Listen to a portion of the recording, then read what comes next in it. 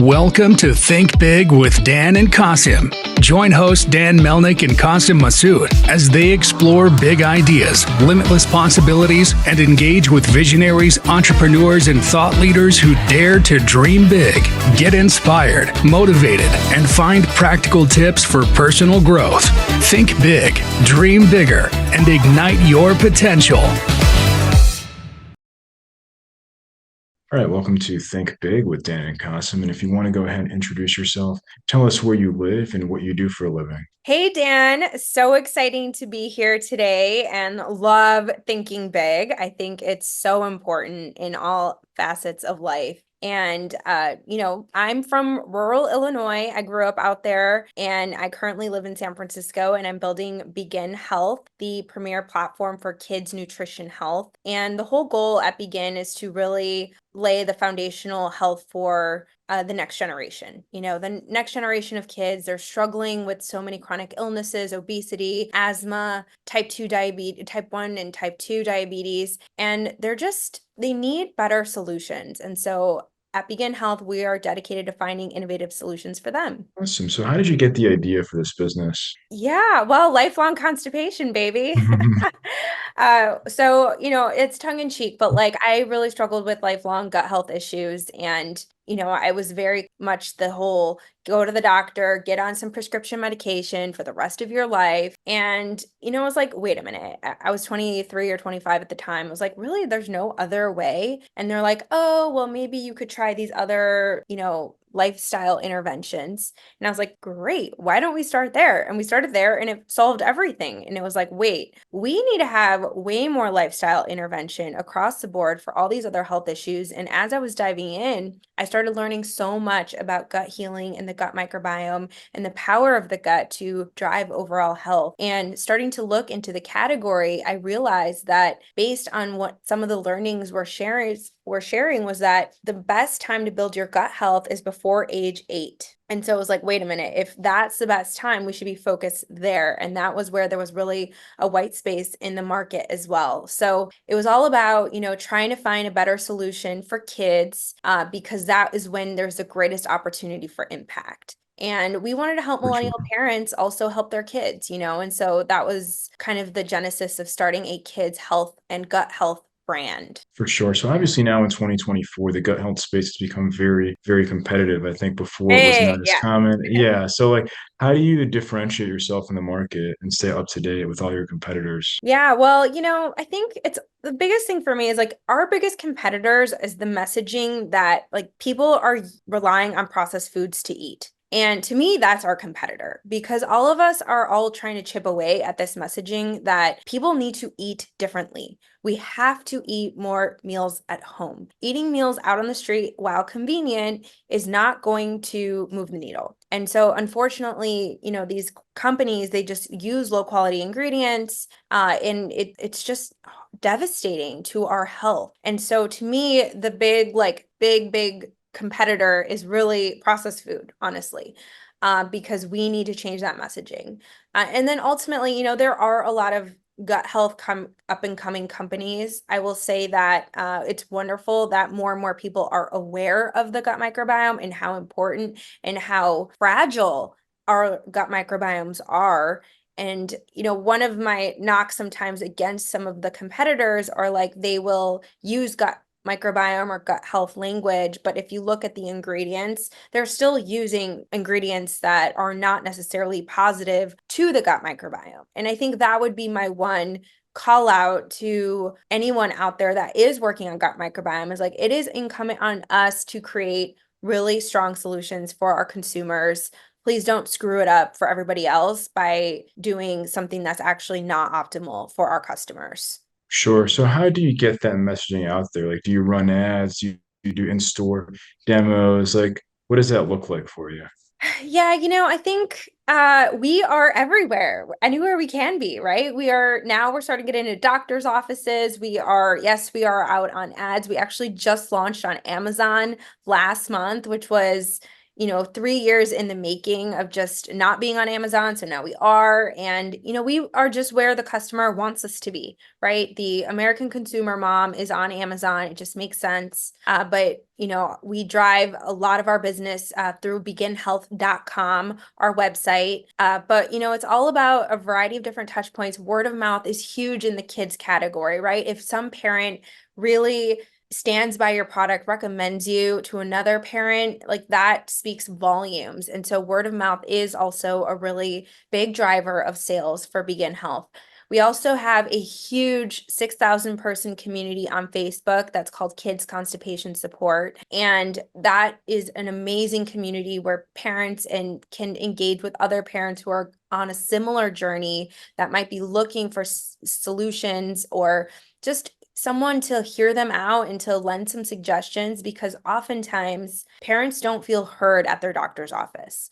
They'll come to the doctor with a challenge with their gut, digestive health. Typically it's constipation. 1 in 4 visits to a pediatric gastroenterologist are constipation related. And many times the only solution is a laxative. And so parents don't want a laxative, they want an alternative. And so that's when they start looking to other peers for support. So we run that community as well. So we're out there. We started doing more events now this year. We're excited to participate in some big family events. So hopefully we're going to be getting out there in more and more ways. For sure. So I'm just curious about this Facebook group strategy, because I feel Yes. like in 2024, people think that Facebook groups don't work, but like obviously that you guys are doing very well with it. So what does that look like? Like how have you grown this group to over 6,000 people and built up like all this traffic to your website? Yeah. So for any entrepreneur out there thinking about starting a company, I recommend a community. And the reason why is because it is, especially if there's a pain point, like what is the pain point that your company is solving? And for us, it was kids' constipation. And like to us, it was free traffic to this community of people who need our solution. And so it's a very great way to grow organically at first when you don't have a lot of dollars. And people just type in the problem, right? And you come up as the solution essentially. And so I really highly recommend that. At the beginning, like we were getting 30 signups a day with like full on emails. Like, do you know how much you would have had to have paid for that kind of email signups, right? So for any entrepreneur starting a company in the consumer category, highly recommend start a Facebook group or a group where or a community where your customers are. So for us, millennial moms happen to still be on Facebook, right? So that worked for us. But, maybe a different community, if you're targeting a different group, they might be somewhere else. But it's really important to be where your customer is. Makes sense. But have you tried like other channels like Reddit, for example, or things like that? I want to. I think that we would love to run like Reddit ads. I think Pinterest is another category. But sometimes it's like you need to just like execute in one lane and do it really well. So there's definitely room for us to grow. But right now we're kind of focused on some of the key channels that are working and that we're continuing to double down on. So those key channels are Facebook, right? Yeah, Facebook, Instagram, what else? Like we're recently going to get on TikTok shops, hopefully, Amazon, we do a lot of organic search traffic because we have a lot of great content out there that's health and kid focused. So people find us that way. So we do have, a variety of channels. As a marketer myself, I love, channel strategies and making sure that you have the right mix. And if one channel isn't working, you turn it off and you turn something else on. For example, last year we were experimenting with organic TikTok, and ultimately it didn't really work out the way we had hoped. So we turned it off, then we tried something else. That didn't work either. And then we realized when we looked at the data, maybe we actually could make TikTok work. And so we're doing more experimenting there. So it's very fluid. how this works, but it's all about experimentation, knowing what you're looking for, trying different angles on content, landing pages, that kind of thing. Or so is most of your business today e-commerce, or do you do like retail? I mean, it's like you No, we're mentioned not even like on B2B. retail You're not on yet. retail. Okay, No. it's all Yeah, we'll get e-commerce. there. We'll get there, but we are still full on like trying to maximize our online channel. It's our we were a single channel, single product really for 3 years of our business because we were just focused on making everything work. Which I cannot stress enough to a lot of founders is that like look, we all want to move fast. We all want to build lots of products. We all want to be on different channels and, in retail, whatever. But you also have to focus on building a good business.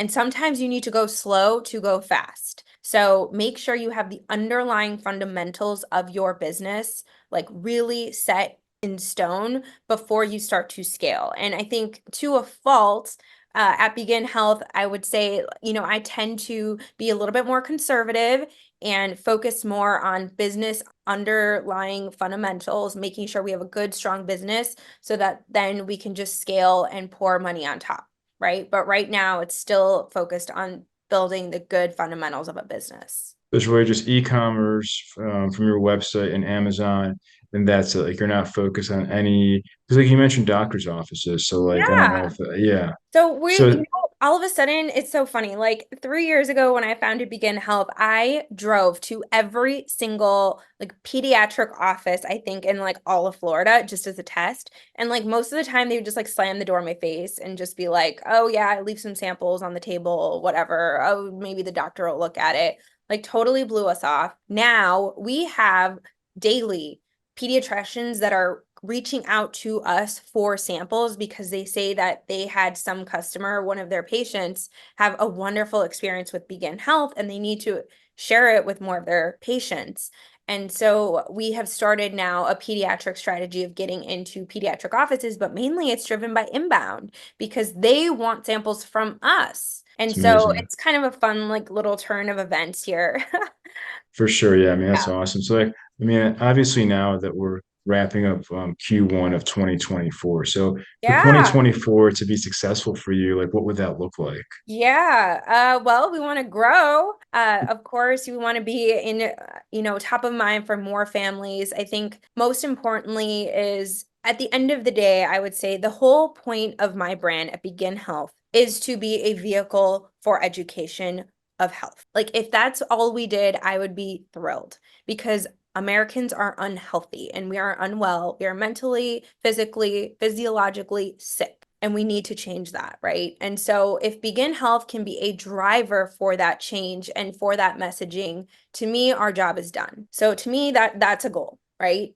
So what do we want to do? We want to educate more people to take personal responsibility in their health. People are directly responsible for their health through what goes inside their mouth, right? And so parents need to be examples and role models for their kids because at the end of the day that's generational, right? Parents will be the role models for their kids, and if they are leading healthy lives, being active, eating well at home, like those are traits that the kids will take on with them that will be essentially an asset for life. And so I think we need to do a better job just like encouraging each other, taking personal responsibility in our own health to make these changes because I think that will be how we can, as a whole and as a country, start to make the shifts to better health. Because at the end of the day, like we cannot pay our way out of this healthcare system. Like there is not enough dollars for health when you're sick. But the Definitely. whole goal is we don't have to be sick to begin. Exactly.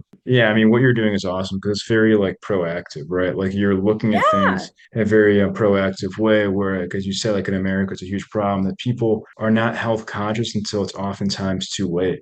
too They're late. overweight and they're obese. And they're like, okay, now I have to go do something. But you're basically saying, listen, like let's get things started like on the right foot and make sure that everybody's in a good, healthy position early on in their lives so they can live longer and be healthier. Exactly. That's the goal. So let's do our part, right? Let's be healthy ourselves Exactly. So and have obviously, amazing bowel movements, right? yeah, exactly. I mean, that's really important. So nowadays, many companies are using AI in their business. So what role does AI play at Begin Health, if at all? And if not, like where do you think that AI could add value in the business? Yeah, there's so many places for AI, and I love the future of ecom with the integration of AI as a superpower. Again, as a former marketer, I love new technology. I love incorporating it. I like to be at the forefront of that technology. And so for us, one of the ways that I've started implementing AI, and there's many, one of the very key ones is using it for content iteration, keyword research, amazing ways to use for marketing copy. That's a very low hanging fruit way to use AI, which is ChatGPT. Right. I love Midjourney. I have so much fun just like typing in, like please make a Candyland, but with all fruits and vegetables in the theme of Avatar. And then like the most cute picture shows up, right? Like those are amazing innovations that we did not have 5 years ago. Like so exciting for a marketer. Other key ways that I think AI is really helping our business. For example, we implemented AI channel support on our chat. So we're working as a pioneer company, like we were literally like the first customer of the company that we're working with to have a really great chat experience in off hours when our support is sleeping, for example. So we use that. Other ways that AI can support us, like there's so many tasks as a business leader that are just like so mundane. And for example, like monthly having to look at all your expenses, categorizing them, etc. There's amazing opportunities for AI to come in and just like categorize them all and just be like, do you agree? And like if it's good, hopefully I will agree on the spot, and that will save me hours, monthly, weekly, what have you. So there's so many exciting ways to use AI with, our company, and I'm hoping to use even more of it. That's awesome. Like, I'm curious more about this chat feature. Like, how does it actually help in terms of like converting customers who are chatting in off hours? Yeah, well, a lot of times parents have product questions like, "Hey, what age is this good for?" Right? Well, maybe there's some nuance. Hey, my kid has Crohn's and is age 3. Is this good for them? And so AI can start to really understand, well, we are approved for Crohn's, right? So then the chatbot has that personalized experience with the customer, like, hey, this is good, right? There are other opportunities like, what can I mix this with? And so, the bot is what we call it, will serve up different opportunities of like, oh, hey, yes, you can put it into these, things, etc. So that's how we use it mostly for support versus like a sale. Although sometimes for a sale, it works well too, where it's just like questions. What are the ingredients? What are ways to use this? Who is it good for? Those are kind of some key questions. That's awesome. So, what would you say is like the one biggest piece of advice that you wish you knew before you started this company? Oh, I will tell you. If you are starting a CPG brand specifically, so I'm sure you speak to a lot of people across different channels and industries. In CPG, anything that can go wrong will go wrong. And it just is, and you need to know it. And I didn't know this before it. Okay. So, and I'm like very, type A, like I need everything perfect. I'm a perfectionist in many ways. And I like want everything to be on the dot, like, just figured out. In CPG, somebody told me that, and I was like, I didn't believe them. I was like, no, we're gonna do it right every step of the way. Well, lo and behold, everything again that can go wrong will go wrong at least once if you don't even know what you don't know. Once you figure it out, once you've seen it once, you're like, all right, I'm prepared for this. But every little thing from like the printer printed the packaging and they accidentally put your logo upside down at the final minute and they just shipped you a whole, pallet's worth of this packaging with your logo upside down. It's just like, oh, because you can't at that point, you can't use the product. You have to completely dump it. But it's not even the fact that the product was screwed up. It's the lost time because now you have like 6 more weeks or whatever, 8 more weeks to Right, wait right, for the packaging, right? So right, right. little holdups like that, or like all of a sudden a vendor might be just out of one component that you need to do your manufacturing run. Well, now you got to wait 6 months, So there's so many little moving pieces that I think I was very unprepared for when I went into this business. Now, hopefully, I'm smart enough to foresee some of these and we try to mitigate some of those risks ahead of time. For sure. So like what do you do? Do you have like backup vendors or like how do you make Oh sure yeah, that we have backup vendors. Oh yeah, we overstock on most things, which isn't always a great business practice, but like, in troubling times, you need to have, different solutions. So yeah, we do everything. for sure. So if we're going to have this conversation again in 1 year from now, where do you see things going for your business? Oh, well, we are so excited. We have a lot in the pipeline this year.